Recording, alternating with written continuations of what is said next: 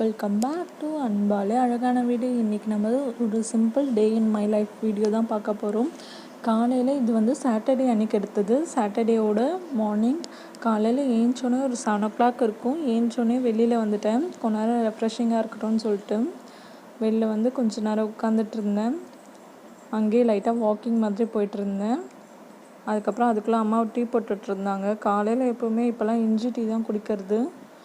So tea போட்டுட்ருந்தாங்க. சரி நானும் போய் கிளிப் எடுப்போம் அப்படின்னு சொல்லிட்டு இன்றைக்கி டே இன் மை லைஃப் எடுப்போம் அப்படின்னு சொல்லிட்டு இதுதான் என்னோடய first day in my life video. So அப்படியே வந்துட்டேன். திடீர்னு தான் ஐடியா தோணுச்சு, ஸோ எடுக்கலாம் அப்படின்னு சொல்லிட்டு இன்றைக்கி பிளான் பண்ணிக்கிட்டேன். இன்றைக்கி ஒன்றும் பெருசாக ஒர்க் இல்லை. ஆயில் வச்சுட்டு ஹேர் ஆயில் வச்சுட்டு அதுக்கப்புறம் ஹேர் கொஞ்சம் பேம்பர் பண்ணலான்னு இருக்கேன். அவ்வளோதான் இன்றைக்கி ஒர்க்கு. First tea குடிச்சிட்டேன். நல்லா ஸ்ட்ராங்காக இருந்துச்சு. டீ குடிச்சிட்டு ஹேர் ஆயில் அப்ளை பண்ணிடலாம் அப்படின்னு சொல்லிட்டு நெக்ஸ்ட் இருக்கேன். இந்த ஹேர் ஆயில் தான் நான் அப்ளை பண்ண போகிறேன். இது வந்து நான் வீட்டிலே ப்ரிப்பேர் பண்ண ஆயில். இது நான் உங்களுக்கு போடுறேன். சிம்பிளாக இருக்கும், ஆனால் ரொம்ப எஃபெக்டிவாக இருக்கும். உங்களுக்கு ஒயிட் ஹேர்ஸ் இருந்துச்சுன்னா இந்த ப்ரீ மெச்சூர் ஹேர் இருக்கும், எனக்கு இருக்குது. அது இருந்துச்சுன்னா இந்த ஹேர் ஆயில் யூஸ் பண்ணுங்கள், ரொம்ப எஃபெக்டிவாக இருக்கும்.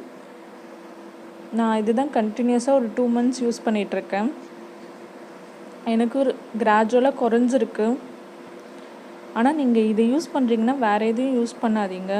ஒன்று ஹேர் ஆயில் யூஸ் பண்ணிங்கன்னா நேச்சுரல் நீங்கள் ஹோம்மேட் ஹேர் ஆயில் யூஸ் பண்ணுங்கள்.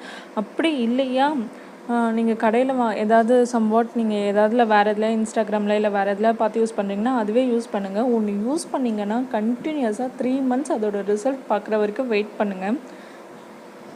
நிறைய பேர் அப்படி தான் ஃப்ரீக்வெண்ட்டாக சேஞ்ச் பண்ணிகிட்டே இருப்பாங்க. அந்த மாதிரி பண்ணாதீங்க. நல்லா ஹேர் ஆயில் உங்கள் ஹேண்டில் வச்சு மசாஜ் பண்ணிக்கோங்க. உங்கள் ஃபிங்கர் டிப்பில் வந்து நல்லா வச்சு மசாஜ் பண்ணிக்கோங்க. எவ்வளோக்கெவ்வளோ நீங்கள் மசாஜ் பண்ணுறீங்களோ அவ்வளோக்கெவ்வளோ அந்த ஹேர் ஆயில் வந்து உள்ளே இறங்கும். நான் எப்படியே ஒரு 1/2 day விட்டுருவேன். மதியானத்துக்கு மேலே தான் போய் தலை குளிப்பேன். நல்லா மசாஜ் பண்ணிப்பேன். ஒரு 15 to 20 minutes மசாஜ் பண்ணிக்கணும். மசாஜ் பண்ணிட்டு ஒரு பன் மாதிரி போட்டுக்கோங்க. அவ்வளோதான், முடிஞ்சிருச்சு. அதுக்கப்புறம் இங்கே கருவேப்பிலை கொத்தமல்லி வாங்கிட்டு வந்தாங்க அப்பா. அதை அம்மா ஆஞ்சிட்டு இருந்தாங்க, அதுக்கு ஹெல்ப் பண்ணிகிட்டு இருந்தேன். அப்புறம் காலையிலே எங்கள் அப்பா சிக்கன் எடுத்துகிட்டு வந்துட்டார். ஸோ சிக்கன் கிரேவி தான் அம்மா செய்ய போகிறாங்க. Dosa, chicken gravy. ஸோ அதுதான் ப்ரிப்பேர் பண்ணிகிட்ருக்காங்க. ஒரு மிக்சியில் எல்லாத்தையும் போட்டுட்டு அந்த மசாலா ஐட்டம்லாம் போட்டு அரைச்சிடுவாங்க. நம்ம சப்ஸ்கிரைபர் ஒருத்தவங்க கேட்டிருந்தாங்க, அந்த பீஜான் இது போட்டிருந்தப்ப செட்டு போட்டிருந்தேன், அதோட ரிவ்யூ எப்படி இருக்குது, இப்போ எப்படி இருக்குது அப்படின்னு சொல்லுங்க இருந்தாங்க. இதுதான் அந்த கெடாய். இப்போவும் நாங்கள் அதான் யூஸ் பண்ணுறோம், நல்லா இருக்குது.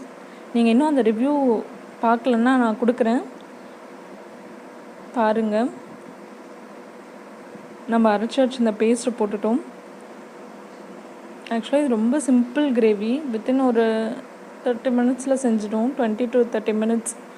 நம்ம அரைச்சி வச்சிருந்த கிரேவியை நல்லா போட்டுட்டு சிக்கன் அதுக்குள்ளே அம்மா வாஷ் பண்ணி வச்சுருந்தாங்க, நல்லா அதையும் சேர்த்துருவாங்க.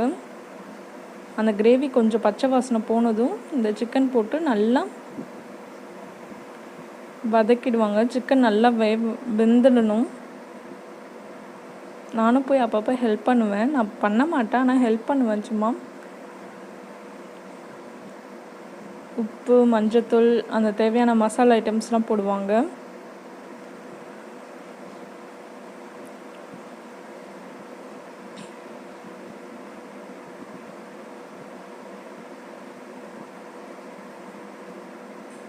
மசாலா ஐட்டம் போட்டுட்டு மிளகாத்தூள் காரத்துக்கு தேவையான அளவு போட்டுப்பாங்க. உங்கள் வீட்டில் என்ன மிளகாத்தூள் அரைக்கிறீங்களோ அதை போட்டுக்கோங்க. ஒரு நல்லா 7 to 8 spoons.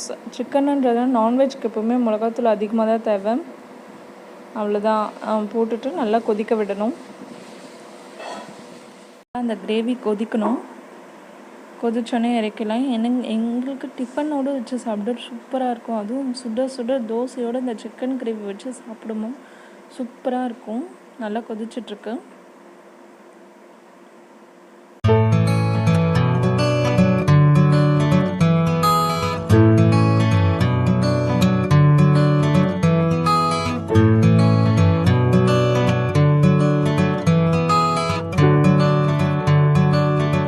சைடு அம்மா தோசை ஊற்ற ஆரம்பிச்சிட்டாங்க.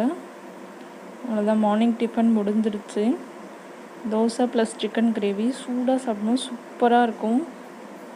அதான் இப்போ சாப்பிட போகிறேன். வாங்க சாப்பிட்டுட்டு பேசலாம். அவ்வளோதான், சாப்பிட்டு முடிச்சிட்டேன். தோசை சிக்கன் கிரேவி சாப்பிட்றதுலாம் கவர் பண்ணல. அடுத்தது நம்ம இந்த ஹேர் ஆயில் எப்படி ப்ரிப்பேர் பண்ணலாம் அப்படின்னு சொல்லலாம். நான் ஃபஸ்ட்டு யூஸ் பண்ணல அந்த ஹேர் ஆயில் தான். உங்களுக்கு ஒயிட் ஹேர்ஸ் இருந்துச்சுன்னா கண்டிப்பாக இந்த ஹேர் ஆயில் யூஸ் பண்ணுங்கள், நல்லா எஃபெக்டிவாக இருக்கும். இதுக்கு ஒன்றுமே இல்லை, கறி லீவ்ஸு, அதுக்கப்புறம் ஆம்லா, நெல்லிக்காய், அதுக்கப்புறம் கறிவேப்பிலை, ஒரு எண்ணெய் ஆட்டின எண்ணெய் யூஸ் பண்ணுங்கள். இதுக்கு தேங்காய் எண்ணெயை ஊற்றிட்டு கறிவேப்பிலை போட்டுருங்க. ரொம்ப ஆயில் வந்து கொதிக்கவே கூடாது, சூடாக இருக்கக்கூடாது, லைட்டாக இருக்கணும். அதுக்கப்புறம் நம்ம கட் பண்ணி வச்சுருந்த நெல்லிக்காவை போட்டுருங்க. ஒரே ஒரு ஸ்பூன் வெந்தயம், இது 3த்தையும் போட்டு நல்லா பொரியிற அளவுக்கு வெயிட் பண்ணுங்கள். பிளாக் ஆகவே கூடாது, கருகி போகக்கூடாது. கருக்கிறதுக்கு முன்னாடி இந்த கருவேப்பிலை நல்லா க்ரீனாகவே இருக்கணும். நல்லா இது பண்ணிக்கோங்க. ஆயில் ரொம்ப கொதிக்கக்கூடாது, மிதமான சூட்டில் இருக்கணும். ஸ்லோவிலே வச்சுக்கோங்க, ஸ்டவ் நல்லா ஸ்லோவில் வச்சுட்டு அந்த கறிவேப்பிலை நல்லா பொரியட்டும், பிளாக்காக ஆகக்கூடாது. இந்த பாருங்கள், இந்த மாதிரி பபிள்ஸ் வரும். பபிள்ஸ் வந்து அந்த கறிவேப்பிலெலாம் கொஞ்சம் கிறிஸ்பாக மாறும். அந்த நம்ம போட்டிருக்க நெல்லிக்காய் வந்து கொஞ்சம் ப்ரௌன் கலராக வரும், அப்போ எடுத்துடலாம். ரொம்ப கருப்பு கலரில் வரக்கூடாது, கொஞ்சம் ப்ரௌன் கலராக வரும்போதே எடுத்துடணும். நல்லா அந்த கறிவேப்பிலை வந்து எண்ணெய் குடிக்க ஆரம்பிக்கும். இந்த பாருங்கள், இந்த ஸ்டேஜில் வரும்போதே எடுத்துருங்க. ஒரு சில கறிவேப்பிலை ரொம்ப பிளாக் ஆனதுக்கப்புறம் எடுப்பாங்க, அந்த மாதிரி எடுக்காதீங்க. இதை 1 டே வச்சுட்டு ஃபுல்லாக அந்த எண்ணெயோடு அப்படியே வச்சுடுங்க, எதுவும் பண்ணாதீங்க. அடுத்த நாள் நீங்கள் பார்க்கும்போது இந்த மாதிரி ஆகிடும். இதை பாருங்கள், அந்த நெல்லிக்காயெலாம் வந்து நல்லா ப்ரௌனாக ஆகிடுச்சு. 1 டே நைட்டு ஃபுல்லாக அப்படியே வச்சுடுங்க. இதை வடிகட்டிக்கோங்க. அந்த நெல்லிக்காய் கறிவேப்பிலெலாம் 1 டே ஊறினதில் அந்த எண்ணெயில் நல்லா ஊறிடும். அந்த எண்ணெய் பார்க்கவே நல்லா க்ரீன் கலரில் இருக்கும், க்ரீன் பிளாக் கலரில் இருக்கும். இதை நீங்கள் தொடர்ந்து ஒரு 3 months அப்ளை பண்ணுங்கள். உங்களுக்கு ஒயிட் ஹேர்ஸ் ப்ரீமெச்சூர் க்ரேயிங்லாம் கம்மியாகும், ஹேரும் நல்லா பிளாக்காக வளரும். இந்த மாதிரி ஒரு பிளாஸ்டிக் கண்டெய்னரில் இல்லை ஒரு பாட்டிலில் வந்து போட்டுக்கோங்க, ஊற்றி வச்சுக்கோங்க. உங்களுக்கு எப்போ வேணுமோ யூஸ் பண்ணிக்கலாம். இதை நீங்கள் டெய்லிக்கும் யூஸ் பண்ணுங்கள். யூஸ் பண்ணிவிட்டு கூட கொஞ்சமாக நைட்டு தடவிடுங்க. நைட்டு தடவிட்டு காலையில் எப்பயும் போல் யூஸ் பண்ணலாம். ஹேர் வாஷ் பண்ணணுன்னு அவசியமே இல்லை. ஒரு சில மறுநாள் ஆஃபீஸ் போகிற மாதிரி இருக்கும், அப்போ என்ன பண்ணுங்கள், நைட்டே லைட்டாக தடவிடுங்க. ஸோ மார்னிங் வந்து மார்னிங் நார்மல் ஹேர் மாதிரி இருக்கும். ஹேர் வாஷ் பண்ணணுன்னு அவசியம் இல்லை. டெய்லிக்கும் ஒரு 3 months பண்ணிங்கன்னா நல்லா உங்களுக்கு அந்த ஒயிட் ஹேர்ஸ் வந்து குறையும். ட்ரை பண்ணி பாருங்கள். அவ்வளோதான் ஃப்ரெண்ட்ஸ். அதுக்கப்புறம் நைட்டு மேகி செஞ்சாங்க அம்மா, மேகி சாப்பிட்டு அவ்வளோதான். நார்மல் வீலாக் இது. என்னோடய சாட்டர்டே போச்சு, என்னோடய ஒரு நாள் இப்படி தான் போச்சு. கண்டிப்பாக அந்த ஹேர் ஆயில் ட்ரை பண்ணி பாருங்கள், எப்படி இருக்குன்னு கமெண்ட் செக்ஷனில் சொல்லுங்கள். இந்த வீடியோ பிடிச்சிருந்தால் மறக்காமல் லைக் பண்ணுங்கள், சப்ஸ்கிரைப் பண்ணிவிடுங்க. Thank you friends.